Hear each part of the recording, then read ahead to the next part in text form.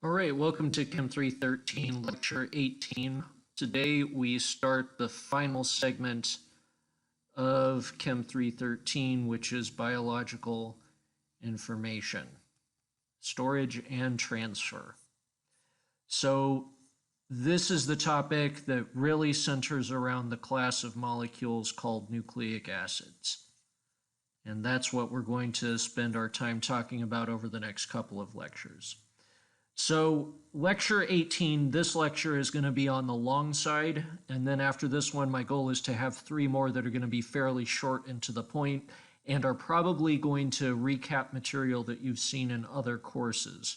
So I expect the last few lectures will be fairly easy. But today, we're going to talk about the structure and the stability, and to a very small extent the function, although not so much, of nucleic acids. And so here's what I expect you to know about the basics of nucleic acid structure. So you should have an understanding of the general aspects of DNA and RNA structure, and specifically, you need to understand base pairing, okay, what it is, also the specificity. So in other words, why is it always U to A and not normally U to G? You need to know the difference between pyrimidines and purines and why we care. You need to know the sense of nucleotides and nucleic acids. And by sense, I mean, what are we talking about when we say the 3' or the 5' or whatever ends of the molecule and the directions in which they're read.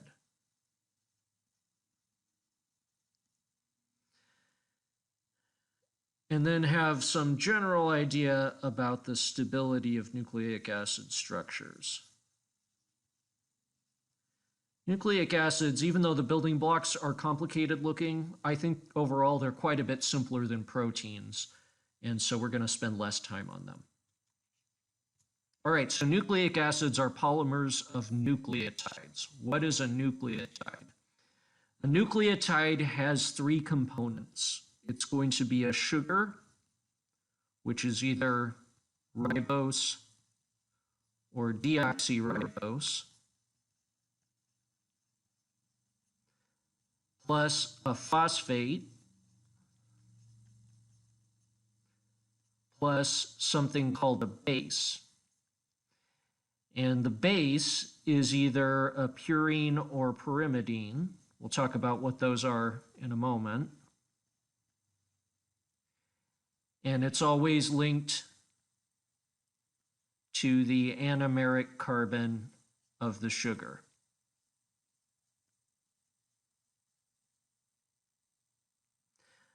So we have 4 nucleotides shown on this slide to give you guys an example. Everything that's highlighted in pink, where it's just the base and the sugar, but not including the phosphate, is called a nucleoside.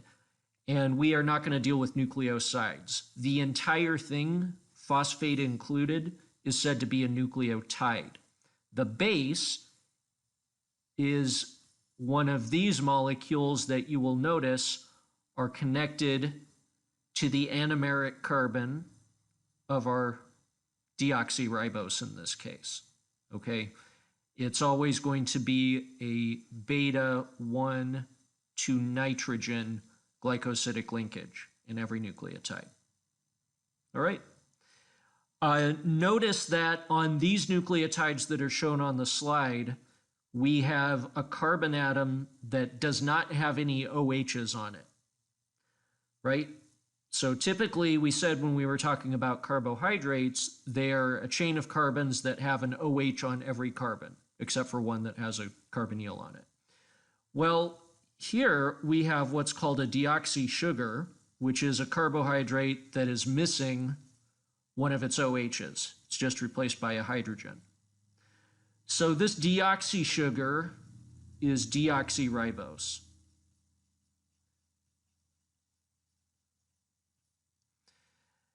If you were to polymerize all of these molecules together, you would get DNA. Now, the alternate nucleic acid, and actually the more common of the two, has an OH here. If it has an OH there, then it's ribose. And a polymer of all of these nucleotides on ribose would be RNA. So there are 5 common bases.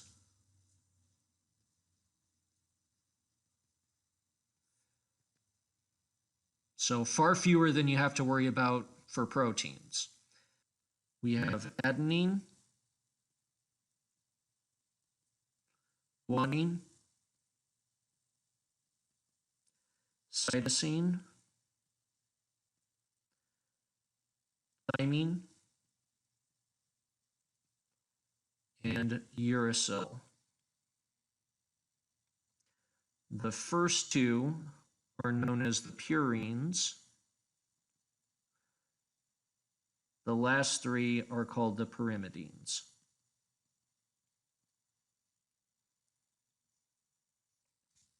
So the difference between purines and pyrimidines is purines have 2 rings. Pyrimidines have only 1 ring. So those are our 4 bases that we see in DNA. Uracil looks like this down at the bottom. It's exactly like thymine, except missing this methyl group, okay? Uracil is typically seen in RNA. Thymine is seen almost exclusively in DNA, but otherwise they have very, very similar properties. So one thing to notice about the pyrimidines and the purines is if you look at the rings themselves, the rings are the same. It's the substituents around the edge that are different. So like in both adenine and guanine, we have a 6-membered ring with 2 nitrogens in it and a 5-membered ring with 2 nitrogens in it. And that's true over here. But what's hanging off the edges is a little bit different. Same thing is true with the pyrimidines. We've got a 6-membered ring with 2 nitrogens and that's it. Except it's the substituents that are different, right? We've got carbonyl, carbonyl amine.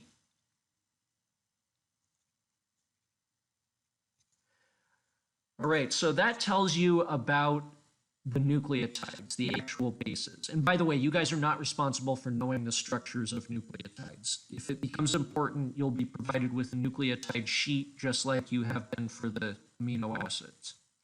But let's talk about polymers of nucleotides.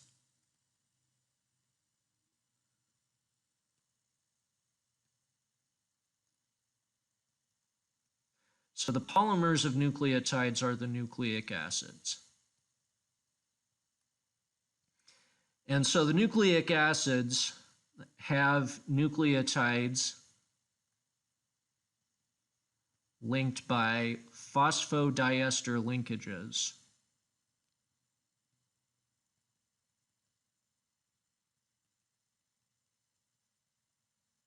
What's a phosphodiester linkage?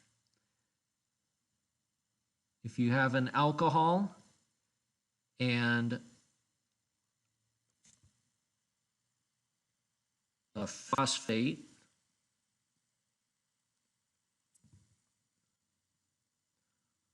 plus another alcohol, and you put them all together, you can end up with a structure that looks like this.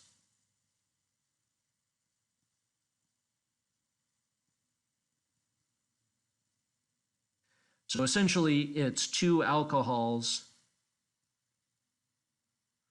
bridged by a phosphate. And that's what a phosphodiester bond is. So if you look at the structure of all nucleotides, so we'll say we've got a pyrimidine here, but it doesn't have to be a pyrimidine. if it's RNA, we've got several OH groups all over this thing that can form phosphodiester linkages, but in reality, only 2 of them ever do in nucleic acids. It's always this OH linked to this OH on the next nucleotide. Okay? We say that that is between the 5' and the 3' carbon. So what does that mean? Well, to understand that, we have to look at the numbering of the carbon atoms in our ribose or deoxyribose, okay? So if you go back to carbohydrates, remember what I said about anomeric carbons. Anomeric carbons are always going to be either carbon 1 or carbon 2. Well, ribose is an aldehyde, therefore its anomeric carbon is going to be carbon 1. And therefore this would be carbon 2, 3, 4, 5. All right, and so our phosphodiester linkage always goes from carbon 5 to carbon 3. And so we have carbon 3 on this nucleotide plugged into carbon 5 on the next one through a phosphodiester linkage. Now, where does the prime come from? Well, the prime comes from the fact that, according to the rules of chemistry, if you were to just say carbon 2, that would actually be referring to carbon 2 in the base. So to specify that we're talking about the sugar and not the base, we allow carbons 1, 2, 3, 4, 5, blah, blah, blah to be in the base, and we typically don't worry about those. And then we prime the carbon numbers on the ribose to emphasize the fact that we're talking about the sugar. All right? So that means we always have phosphodiester linkages between the 5' and the 3' carbons of successive nucleotides.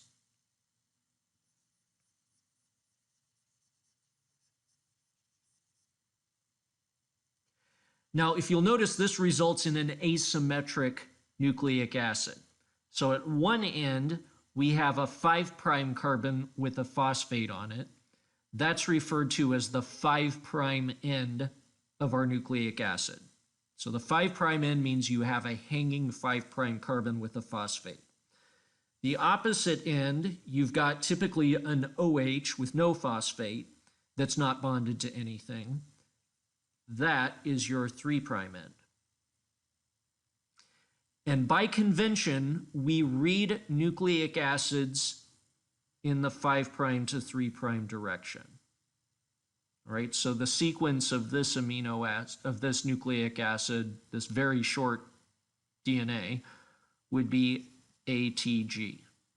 So by default, we read from 5' to 3'.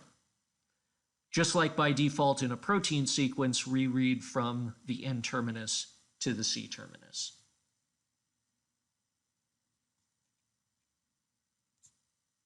All right, let's take a look at what happens if you've got nucleic acid molecules in solution. I'm going to show you guys a segment of DNA here. And an important thing to realize about DNA is it's very, very unusual to see one DNA molecule by itself. What we actually have here are 2 DNA molecules.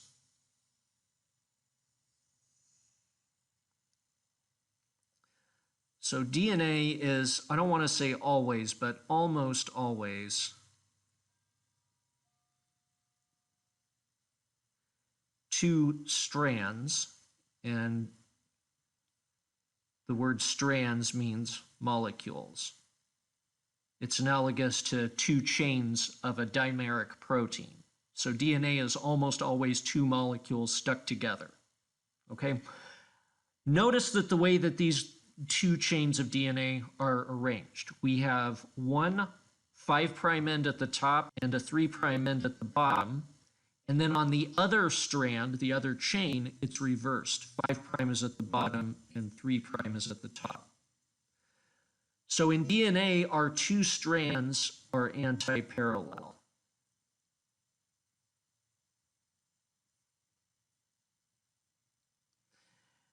And why do they form these structures? Why do they stick together such as they are shown here? Well, the reason is because if you put together two DNA strands in an anti-parallel fashion, they're capable of doing something called base pairing. So you really have to understand base pairing before you understand anything about nucleic acid structure. Base pairing is a very specific hydrogen bonding pattern between the bases, I should point out, of anti-parallel strands, or in some cases, segments of the same strand that are lying anti-parallel to one another. So what does this base pairing look like? Well, if you zoom in on a base pair, let's say that we've got adenine on one strand and thymine on the other strand. And again, these are anti-parallel to one another. What do we have? We have on adenine a hydrogen bond donor, and it's perfectly lined up with a hydrogen bond acceptor on thymine. And then if you go down a carbon, we end up with a hydrogen bond acceptor perfectly lined up with a hydrogen bond donor on thymine. So in an A to T or A to U base pair, we have two hydrogen bonds. Now let's look at G to C. In G to C, we have the same thing going on. We have an acceptor and a donor, and a donor and an acceptor, and a donor and an acceptor, all perfectly lined up right on top of one another, as long as you have G and C arranged in an anti-parallel fashion. So G to C base pairs contain 3 hydrogen bonds. All right. So those are our standard base pairs. Okay, they're also called Watson-Crick base pairs. Now, these aren't the only possible base pairs. You will sometimes, especially in RNA, see oddball base pairings that you wouldn't expect to see. But base pairing is very important. First of all, it's sequence specific.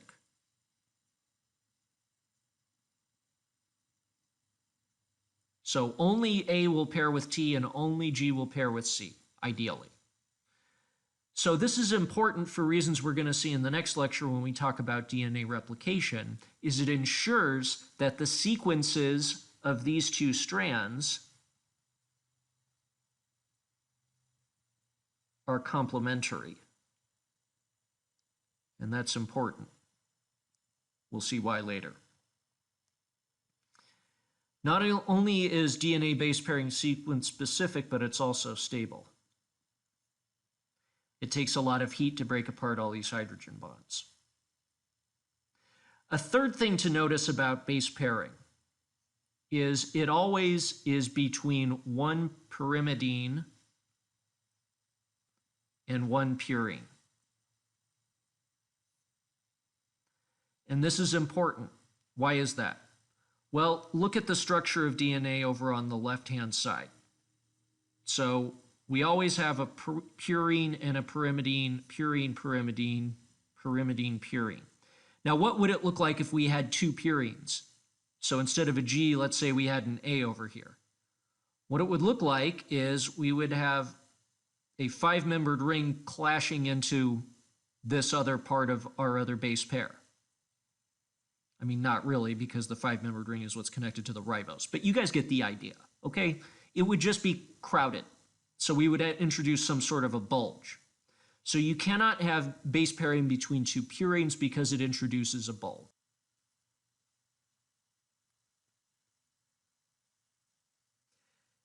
And sometimes you do actually see such bulges in RNA molecules, but you don't typically see it in DNA. What about two pyrimidines? So let's say instead of T to A, we had T to C. Well, now our two bases are so far apart that they can't form hydrogen bonds. And if they can't form hydrogen bonds, you're losing out on all these favorable intermolecular forces. So two pyrimidines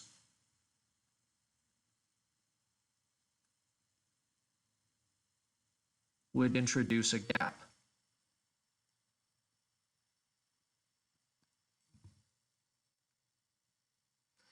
So in any DNA molecule you can find, the number of purines is going to equal the number of pyrimidines. There's a special name for that rule. It's called Chargat's rule. But you do need to understand that base pairing is between A and T, or A and U, and G and C. The number of hydrogen bonds are 2 and 3 respectively, and it's always purine to pyrimidine. Okay, now let's take a look at DNA's sort of zoomed out longer range structure. So we already said that DNA is normally double-stranded. By double-stranded, I mean 2 molecules. In nucleic acid language, strand is the same thing as chain in protein language. Okay? They're anti-parallel. That means 3' on one side, 5' on the other. I actually think I have that backwards. And they have strict Watson-Crick base pairing. And by strict, I mean you essentially never see an exception. And then the other important thing to remember about bases, which is often overlooked, is we have a stacking of the bases on the inside. So it's easiest to see the stacking of bases if you look at these space-filling diagrams over here on the right-hand side. So the yellow are the bases. And what do you notice in the double helix of DNA? You notice that the atoms of the bases are just stacked right up on top of one another, right? Nice and flat. So those bases, since they're cyclic, they're relatively flat. They're not perfectly flat because they're not aromatic, but they're relatively flat. And so we have this stacking due to the hydrophobic effect. However, the 2 strands themselves are held together by hydrogen bonding. So we have both hydrogen bonds and the hydrophobic effect contributing to the stability of a DNA molecule. Another thing to notice about the DNA double helix is that if you look at it, you notice that there's one segment of exposed bases where it's really narrow. You can barely see the bases in there.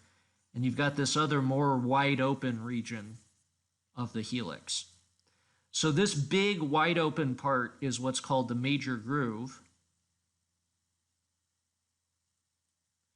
And then the smaller, narrower part is called the minor groove.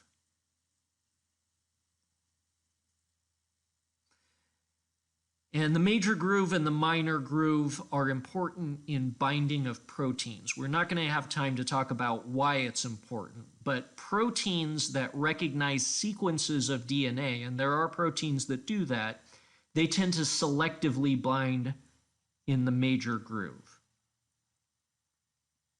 with some exceptions.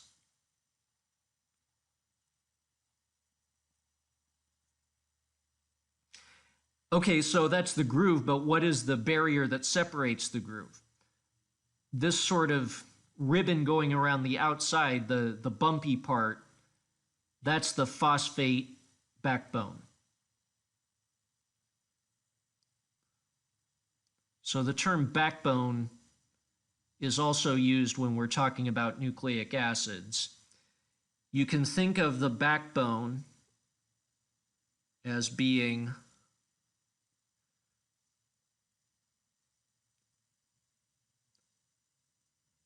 the backbone is the ribose and the phosphates. And then coming off the side, like your side chains,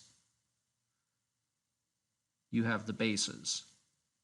So the bases are analogous to the side chains of an amino acid, and the backbone of a nucleic acid, the ribose and the phosphates, is analogous to the polypeptide chain.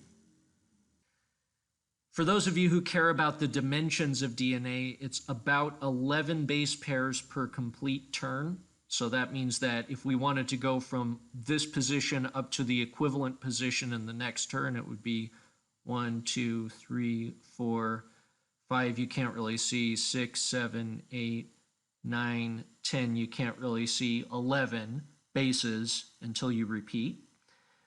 So the width of the phosphate backbone is 3.4 angstroms. the repeating pitch of a complete turn, which is both major and minor groove, is 36 angstroms. And then once again, for any double helical DNA, the moles of pyrimidines equals the moles of purines. Otherwise, you'd have bulges and gaps. So all of these dimensions you're not responsible for knowing. However, you are responsible for describing how the two strands are base paired together, what base stacking is, what the major and minor grooves are. Now, when you have DNA in cells, it's very seldom just DNA by itself. It's always going to be associated with proteins.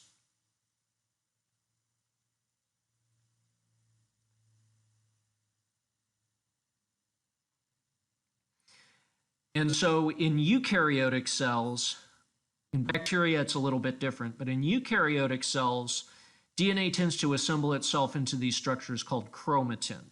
And so what's chromatin? Chromatin is this assembly of DNA with its accessory proteins that essentially package up the DNA into a small space.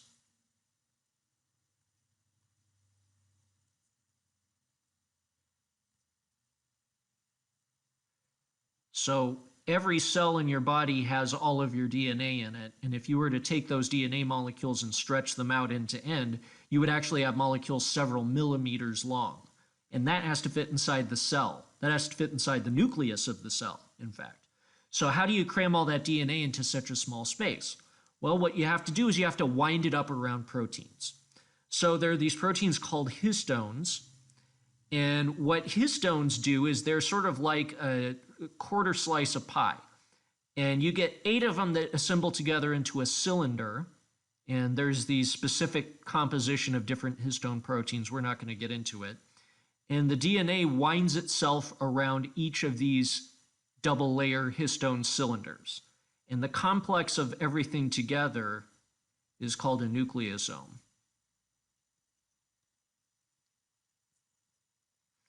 So a nucleosome is DNA wound twice around a histone interior. If you care about what the actual structure of histones looks like, that's what it looks like. So it's just like a spool with thread wound around it. So what ends up happening is our bare DNA winds around each of our nucleosomes twice, and then they're arranged in this big long beads on a string configuration. And then those coil up into a so-called solenoid structure. And then the solenoid structure compresses in on itself in these sort of super loops, which then coil up in an even higher ordered structure. And that's what we would call condensed chromatin. And condensed chromatin is what condensed chromosomes look like if you look at them stained under a microscope. Now, they're not always condensed like this. If the cell's not undergoing mitosis or meiosis, it tends to be more spread out. But still, the DNA is always going to be coiled around these nucleosomes. Okay, let's talk about single-stranded nucleic acids for the moment. So when I say single-stranded nucleic acids, mostly I'm talking about RNA. Single-stranded DNA is pretty rare. You see it in certain viruses, and that's about it. So if you have a single-stranded nucleic acid, life becomes a little bit more complicated. So why does life become more complicated? Well, recall in DNA, since it's 2 molecules, and they're always of complementary sequence, then your 2 molecules are always able to line up side by side, and everything has a base pairing partner.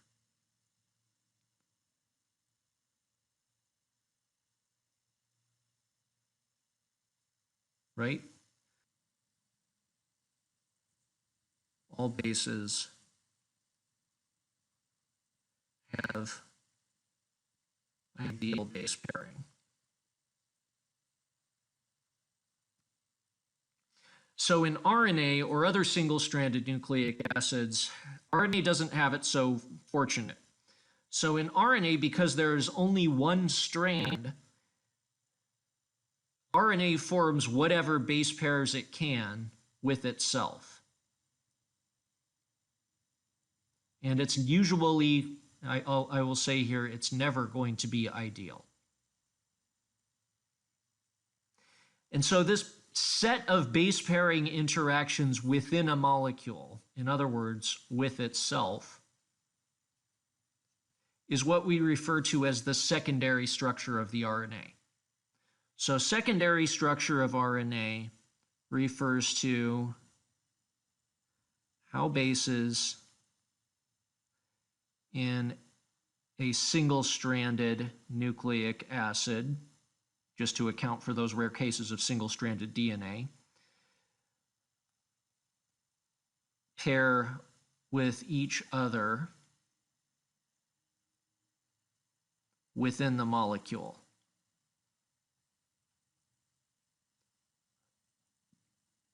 To optimize the total number of hydrogen bonds.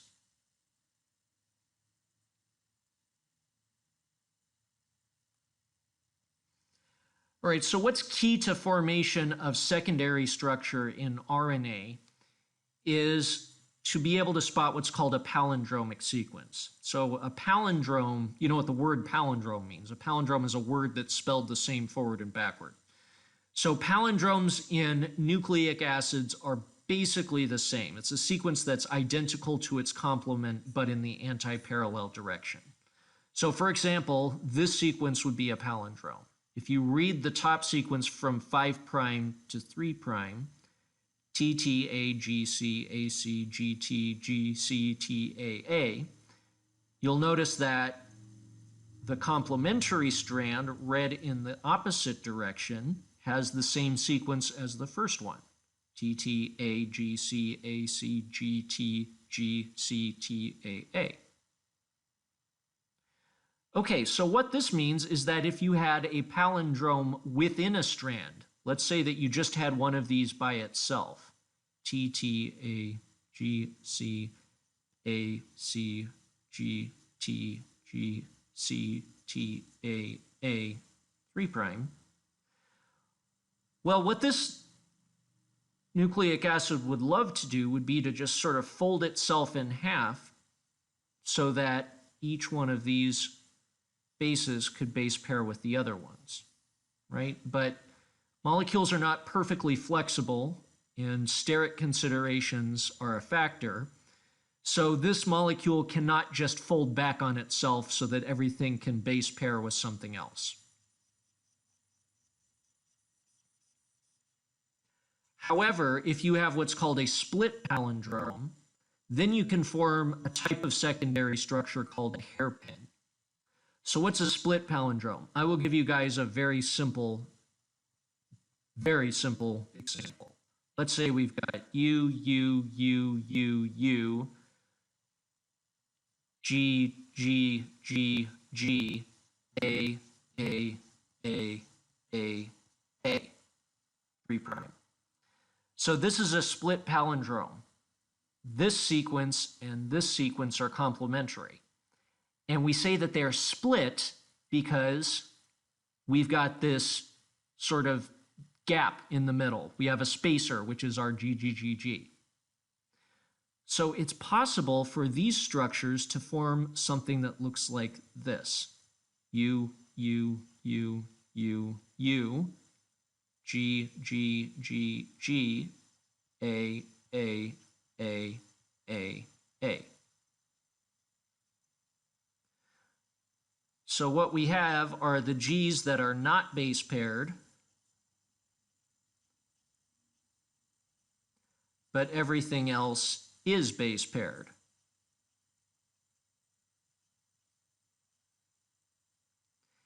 And that's what's called a hairpin. The reason it's called a hairpin is because that's what it looks like. So another term for hairpins are stem loop structures. The stem is the part that's base paired, and the loop is the part that is not base paired. And that means that in the loop, the bases typically stick out, which is important for reasons we'll see later.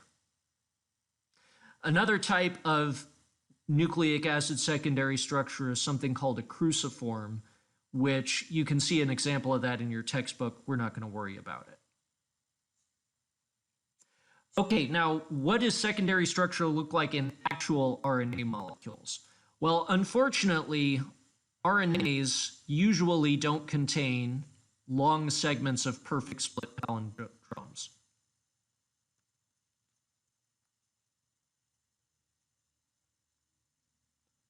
What do I mean by perfect? I mean that every base is complementary to one on the other side.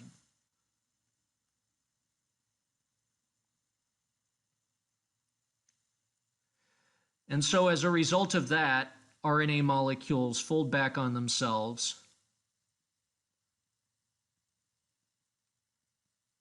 to optimize base pairing.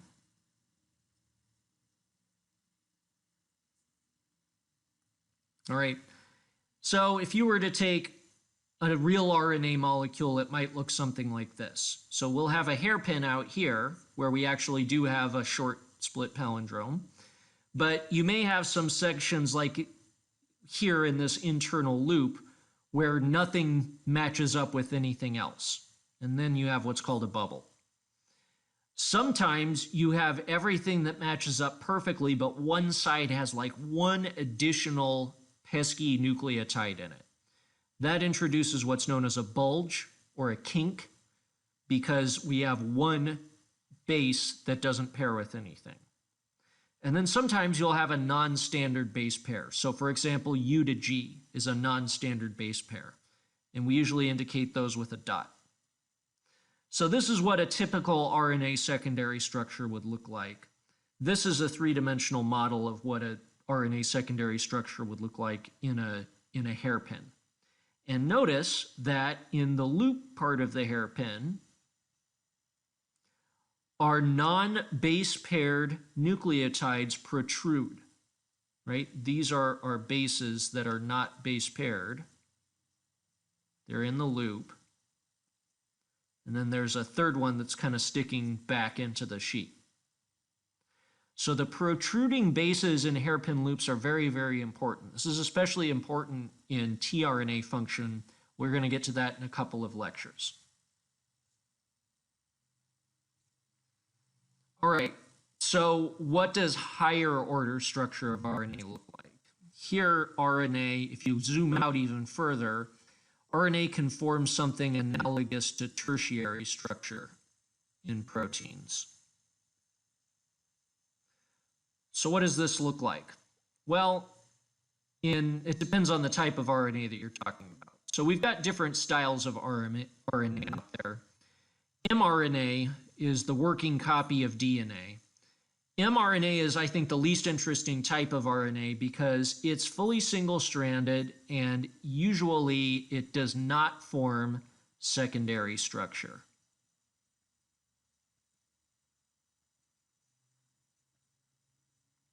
It's prevented from forming secondary structure by binding to chaperone proteins, or in the case of bacteria, by binding to ribosomes. So we're not showing that in this diagram of the mRNA molecule, but in eukaryotic cells, there would be all these proteins bound to this mRNA to prevent it from base pairing with itself. And that's important for reasons that we'll see when we talk about translation. However, there's other types of RNAs in which we do have formation of not only secondary structure, but these longer range contexts that are like tertiary structure. One example of that is tRNAs, or transfer RNAs. So tRNAs are, as we're going to see later, a link between mRNAs and amino acids. So tRNAs always have a very characteristic secondary structure. They've got always 4 stem loop structures, well actually 3 stem loops and 1 bulge. And then there's a stem at the top that doesn't end in a loop, it's open. the 5' end of the molecule is there, the 3' end is right there, and there's always this non-base paired 3' overhang at the end of the tRNA. So this is what the secondary structure of a tRNA looks like.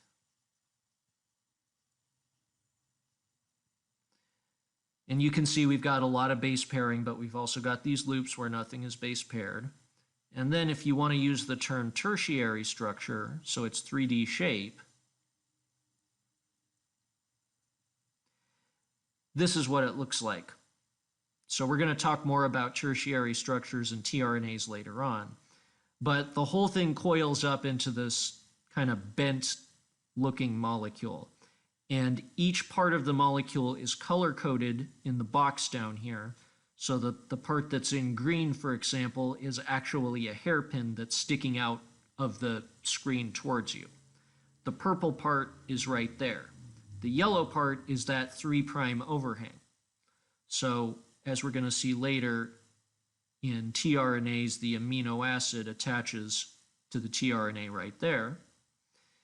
This blue part is what interacts with the mRNA. And notice in gray, because we've got this stem loop structure, we've got 1, 2, 3 bases that are not base paired with anything. They're out there hanging out in solution. So if they're not base paired with anything in the tRNA, what do you suppose those are going to tend to base pair with? So be thinking about that. We'll talk about it in a couple of days when we get into translation. All right, the ribosome is the most complicated example of RNA. So ribosome is 2 molecules of so-called rRNA or ribosomal RNA plus a bunch of proteins. So in this diagram right here, everything that's shown in purple is a protein, and everything that's shown in blue, orange, or red is RNA. And as you can see, that's one big complicated looking molecule. So RNA from ribosomes actually act as a catalyst. So in that sense, they're sort of like enzymes. They catalyze the formation of peptide bonds.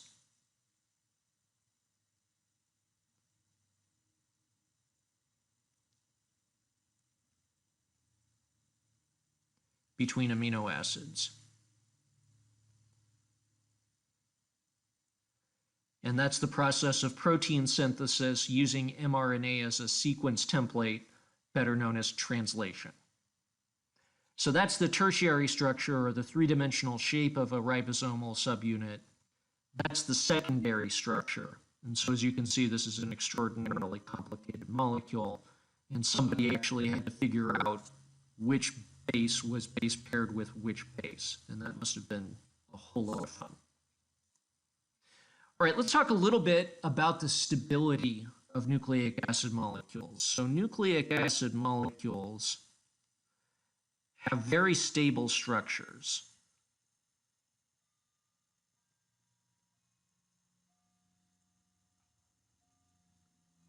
What does that mean? Well, it means that they are resistant to denaturation. Or in other words, the structure formation is highly favorable.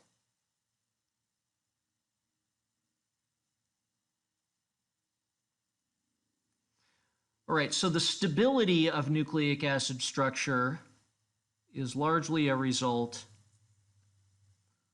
of the base stacking and to a lesser extent, base pairing.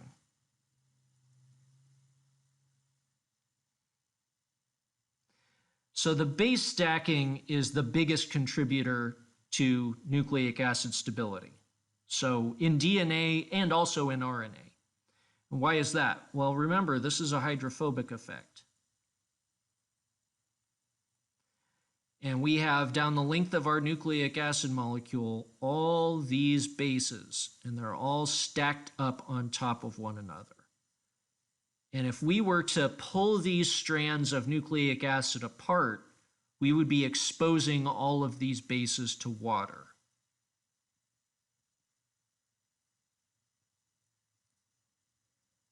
And that would be unfavorable.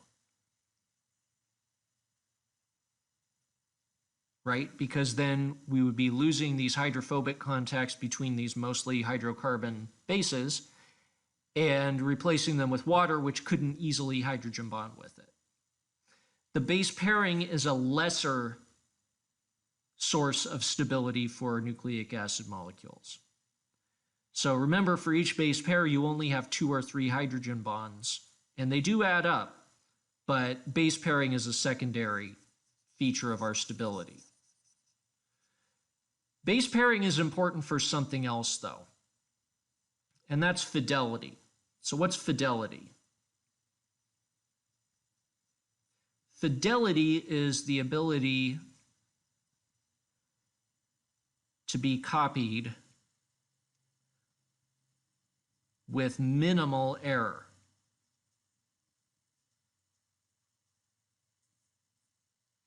And the fidelity of a nucleic acid sequence is a result of the complementary hydrogen bonding. In other words, base pairing. So fidelity is really the reason why base pairing is so important. All right, so let's take a look at our DNA molecule here. And again, the same thing would hold true in RNA. It's just that the base pairing is within the same molecule. So what do I mean by fidelity? What I mean is this. Whenever we replicate DNA, both molecules of DNA have to be copied, right? So let's say that there was some error in the copying so that this A got replaced with a C. All right, well, both sides of DNA have to be copied. So if we had a C on one strand of our DNA and a T in the same position on the other strand, we would lose the base pairing. We would lose the hydrogen bonding. And the reason for that is because both of these are pyrimidines. They're too small. They're not going to be able to get close enough to hydrogen bond. So we would immediately have an error which is going to have a completely obvious effect on the structure of our molecule. All right? The second strand serves as sort of a check on the sequence of the first strand.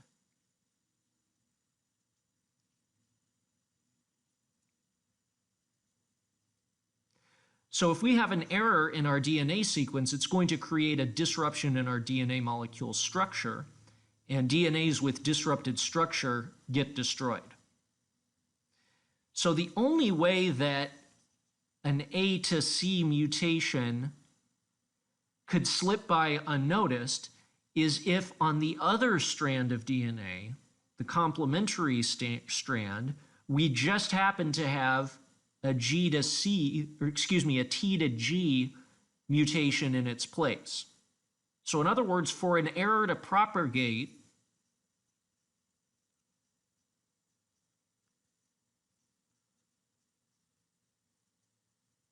there must be a compensating error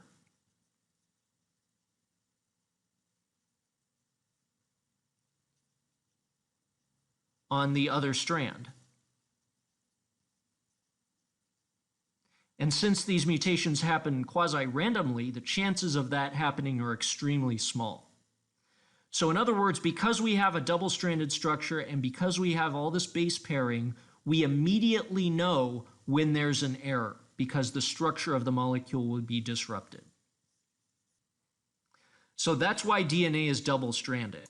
As it turns out, only one strand of the DNA is actually necessary, right? That's what we call the sense strand or the coding strand. So that's the one that encodes the genetic information, and the genetic information is encoded in the nucleic acid sequence, which again, we read in the 5' to 3' direction. The second strand we call the template strand, and it's really just a placeholder. and it serves to make sure that we don't have errors. So it really just sticks there and verifies that our DNA gets copied correctly. If we only had single-stranded DNA, fidelity would be a much bigger problem. All right, so we said that DNA is stable.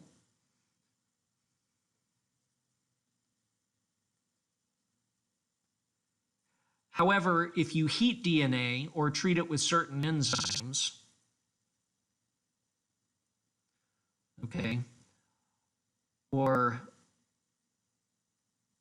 do any sort of unwinding of DNA, and there are proteins that do this, it requires ATP. We'll see those next time. You can end up with separate strands.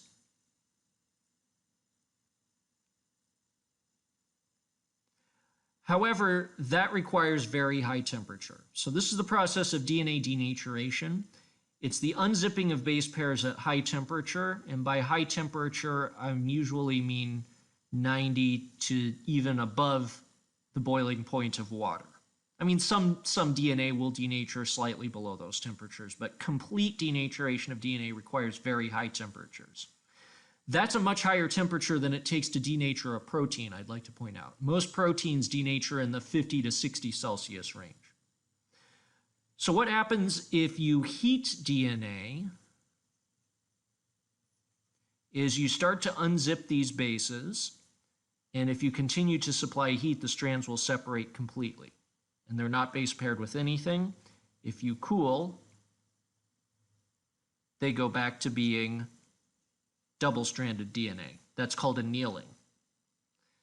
And this is the basis of the widely known technique known as PCR, which is where you copy DNA by putting it through a cycle of heating, copying it, cooling it down, heating it, copying it, cooling it down again several times to get lots of DNA. Now, the DNA temperature of denaturation does depend on sequence somewhat. So what this graph is showing you is the percentage of G and C as a percent of total nucleotides. And on the x-axis is the temperature needed to melt it. And what do you notice here? You notice that if you have more G and C, you end up with a higher denaturation temperature. Why do you suppose that is? So most DNA is about 50-50, G and C, A and T. And so we've got a denaturation temperature of about 90 Celsius. But if you go up to 80% G and C, now your denaturation temperature is above the boiling point of water. You can only denature it if you have it in a pressure cooker. Why do you suppose that is? Higher GC content, higher melting temperature. I leave that as an exercise to you. So this concludes the lecture on nucleic acid structure. I'm going to refer you guys to worksheet 10 if you want some additional practice problems, and also our final homework assignment. Next up, we're going to leave the basics behind, and we're going to talk about replication and transcription. And to understand both of those processes, you need to have an understanding of base pairing and also the unzipping, if you will, of DNA strands so that you have two separate strands of single-stranded nucleic acid. I'll see you guys next time.